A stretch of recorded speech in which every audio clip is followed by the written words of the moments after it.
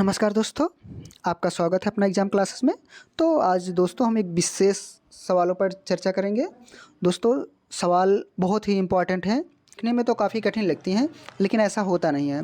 तो दोस्तों ये एग्ज़ाम में निश्चित है 1 या 2 सवाल तो हर एग्ज़ाम में ही आती हैं। मान लीजिए 6 रूट दिया है, 6 रूट दिया है प्लस 6 रूट दिया है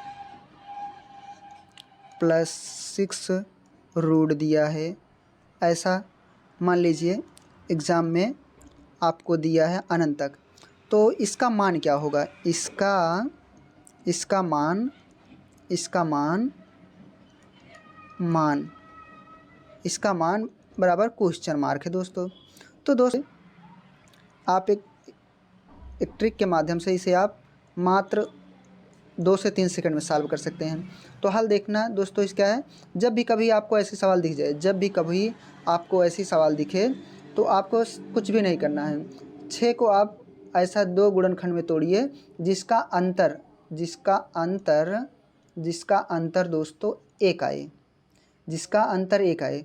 तो दोस्तों 2 और 3 होगा। तो यहाँ दोस्तों प्लस लगा है, अर्थात हर 6 के आगे प्लस लगा है, इसलिए हम इसे अधिक वाला नंबर लेंगे। तो इसलिए इसका आंसर दोस्तों 6 आ गया, सॉरी 3 आ गया, हो गया, सवाल लग गई। इसी तरह से अगर मान लीजिए यहाँ अगर माइनस होता दोस्तों, इसी सवाल में मान लीजिए अगर यहाँ इस तरह से दिया रहता माइनस माइनस माइनस माइनस अगर दोस्तों इस तरह से दिया रहता मान लीजिए अनंत तक, तो हमें कुछ भी नहीं करता। फिर हमें 6 का क्या करना पड़ता? इसके हल के लिए हमें 6 का जो है दोस्तों 6 का 2 और 3 का गुणनखंड कर लेते, और इसका जो कम अंक वाला है, कम अंक वाला अर्थात 2, इसका आंसर आ जाएगा, हो जाएगा। तो दोस्तों इसमें यही देखना रहता है कि गुणनखंड हमें 2 पार्ट में तोड़ना रहता है, और अंतर जो है अंतर 1 अवश्य आना चाहिए। सो चलते हैं हम नेक्स्ट सवाल में। तो मान लीजिए दोस्तों अभी हमने देखा कि ये तो 6 थे, ये 6 नंबर था, तो 6 का जो है इसका तो गुणनखंड 2 और 3 हो गया दोस्तों। लेकिन मान लीजिए कभी सवाल में ऐसे 6 के स्थान पर दोस्तों 6 के स्थान पर मान लीजिए दोस्तों 6 के स्थान पर मान लीजिए आपको 5 दे दिया, 6 के स्थान पर दोस्तों मान लीजिए 5 दे दिया। 6 के स्थान पर मान लीजिए सवाल में प्लस लगाकर अनंत तक ऐसे मान लीजिए 5 दे दिया, तब हम क्या करेंगे?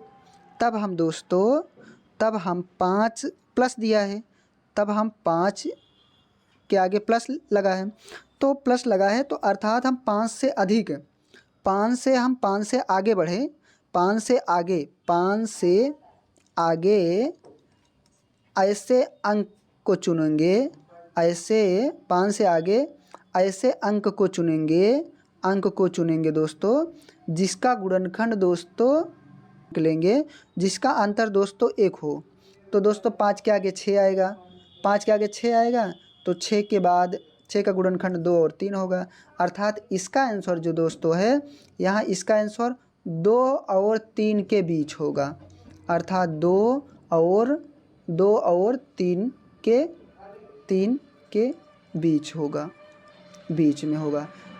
तो दोस्तों क्या था कि अगर इसका गुणनखंड नहीं बनता, तो इसका मतलब है कि इसका आंसर 2 और 3 के बीच में आएगा, इसका आंसर 2 और 3 के बीच में आएगा। लेकिन अगर गुणनखंड बन जाता है दोस्तों तो स्वाभाविक है, अगर मान लीजिए यहाँ 9 होता या 12 होता या फिर कुछ और होता तो जिसका गुणनखंड बन जाता, तो हम एक ही अंक को निकालते। लेकिन यहाँ ऐसा नहीं हुआ, तो इसलिए इसका गुणनखंड 2 हुआ, अर्थात 2 और 3 के बीच में आया। देखते हैं नेक्स्ट सवाल, देखते हैं दोस्तों नेक्स्ट सवाल क्या है। मान लीजिए 11 दे दिया, 11 11 प्लस 11 प्लस 11, इस तरह से दोस्तों, इस तरह से अनंत तक दे दिया। तो दोस्तों हमें इसका कैसे मान निकालेंगे, तो हम दोस्तों इसका कैसा मान निकालेंगे, तो हम 11, तो 11 का दोस्तों तो गुणनखंड होगा नहीं, अर्थात हम इसे आगे ले, एक अंक आगे लिखेंगे, एक अंक आगे या फिर 2 अंक जितना भी हो सके। तो हम, लेकिन हमें ऐसा ही अंक चुनना है जिसका गुणनखंड दोस्तों, जिनके गुणनखंडों का अंतर 1 हो, जिनके गुणनखंडों का अंतर 1 हो।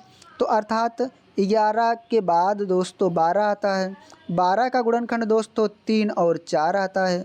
तो यहाँ इसका आंसर दोस्तों 3 और 4 के बीच होगा, 3 और 4 के बीच होगा। बस हो गया दोस्तों, यही आंसर है इसका, यही इसका आंसर है।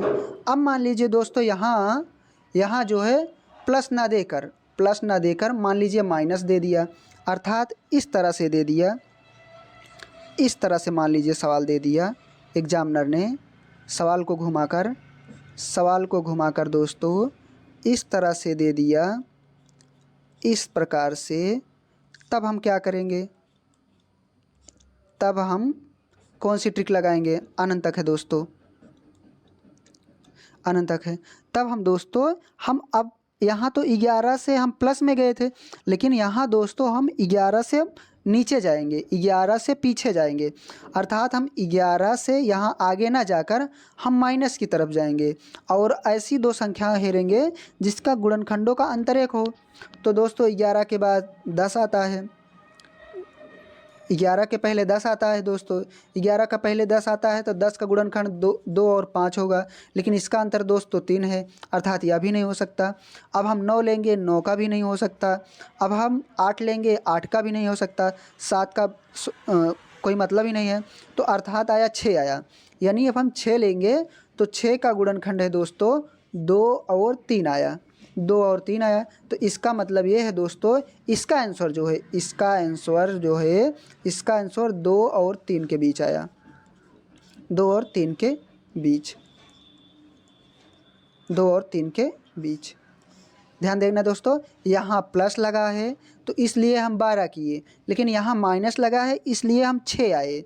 और हमें यहाँ यही इम्पॉर्टेंट बात है दोस्तों कि हमें अंतर जो है दोस्तों, अंतर हमें एक अनिवार्य है, अंतर एक अनिवार्य है दोस्तों, अंतर एक तो आना ही चाहिए। चलें देखते हैं नेक्स्ट सवाल में देखते हैं कि मान लीजिए आपको कभी ऐसे मान लीजिए √12 माइनस √12 इस तरह से सवाल दे दिया। तब आप क्या करेंगे,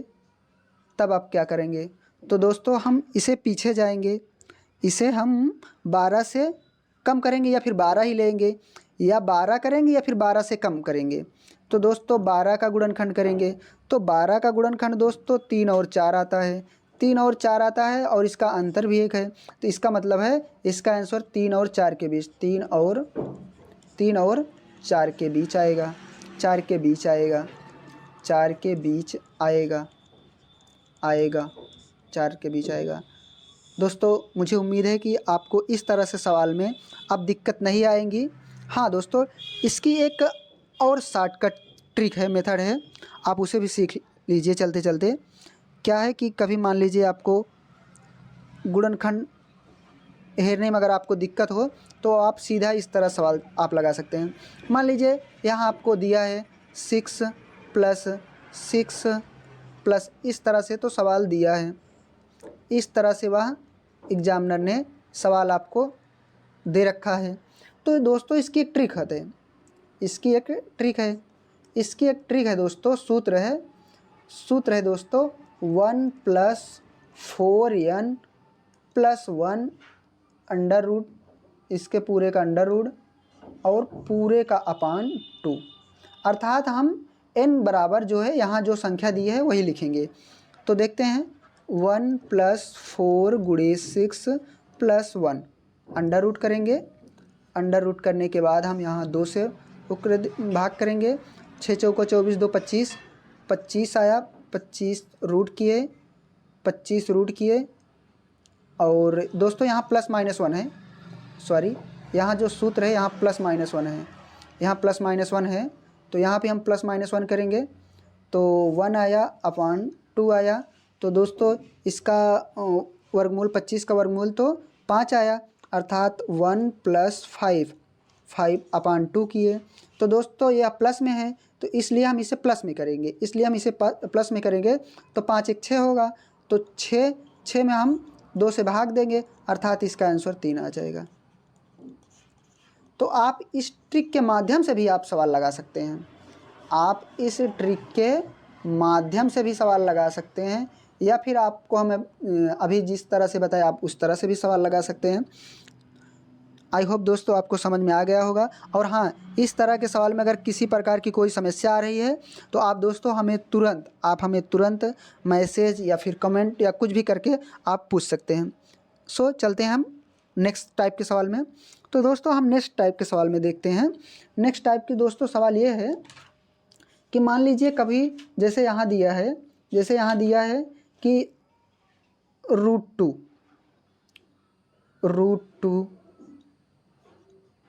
ऐसे √2 दिया है, ऐसे इंटू लगाकर फिर √2, फिर इंटू लगाकर फिर √2, इंटू लगाकर फिर √2, ऐसे मान लीजिए इतना तक दिया है दोस्तों, लेकिन अनंत तक नहीं दिया है दोस्तों, अनंत तक दोस्तों नहीं दिया है, बस केवल इतना ही बार दिया है, बस इतना बार दिया है दोस्तों, अर्थात 1 2 3 4 5 बार दिया है, 5 बार दिया है। तो दोस्तों हम इसका हल किस तरह से निकालेंगे? इसका ना तो हम गुणनखंड करेंगे ना तो कुछ और करेंगे, इसे हम सिर्फ एक ट्रिक के माध्यम से लगाएंगे। और ट्रिक ये है दोस्तों कि इसका हल है, इसे भी मात्र हम कुछ ही सेकंडों में सॉल्व कर सकते हैं। इसे हम क्या करेंगे, इसे हम दोस्तों लिखेंगे, पहले जो अंक है 1 लिखेंगे, 2 लिखेंगे, 2 के बाद 1 माइनस इसकी पावर है दोस्तों 1/2 की पावर, अर्थात ये इसकी जितनी बार नंबर आया है, अर्थात 1 2 3 4 5, अर्थात हम इसकी 2 की पावर 5 कर दिए, माइनस किए दोस्तों 1 माइनस 1/2 की पावर 5 कर दिए। तो इसका हल होगा दोस्तों 2 1 माइनस 1/, तो अब हम इसे करेंगे तो आ जाएगा इसका दोस्तों हल जो है 2 चौक 8, 8 दूना 16, 16 दूना 32 आ जाएगा, 32 आ जाएगा। तो हम यहाँ लिखेंगे 32 लिखेंगे, 32 सेकंड नंबर 32, अर्थात हम इसे सॉल्व करेंगे, इसे सॉल्व करेंगे तो 32 माइनस 1/2 करेंगे, अर्थात अब इसका मान आ जाएगा 31/32 आंसर। जब भी कभी आप सवाल इस तरह है तो दोस्तों सिर्फ यहाँ यही ध्यान देना कि जो यह संख्या दी है हमें सिर्फ इसी तरह करना है, अर्थात इसका सूत्र जो बना दोस्तों n 1 माइनस 1/n की संख्या, यहाँ जो है n की इसकी पावर जो है दोस्तों, इसकी पावर जो है x बराबर दोस्तों जो है कितनी बार आया है, x जो है कितनी बार आया है, यहाँ यही ध्यान देना दोस्तों, x जो है कितनी बार वह संख्या आया है। तो दोस्तों उम्मीद है कि आपको यह ट्रिक और यह सवाल आ गई होगी। अगर वीडियो अच्छी लगी तो कमेंट बॉक्स में ज़रूर बताना दोस्तों। सवाल हो या फिर जीके जीएस हो या फिर साइंस हो, रीजनिंग हो, कुछ भी हो दोस्तों, आप हमें टेलीग्राम के माध्यम से इस नंबर पर टेलीग्राम के माध्यम से या फिर आप हमें ईमेल कर सकते हैं, ईमेल के माध्यम से भी आप हमें मैसेज कर सकते हैं, किसी भी माध्यम से आप हमसे जुड़ सकते हैं और अपना डाउट क्लियर कर सकते हैं। सो नेक्स्ट वीडियो में मिलेंगे दोस्तों, बाय बाय।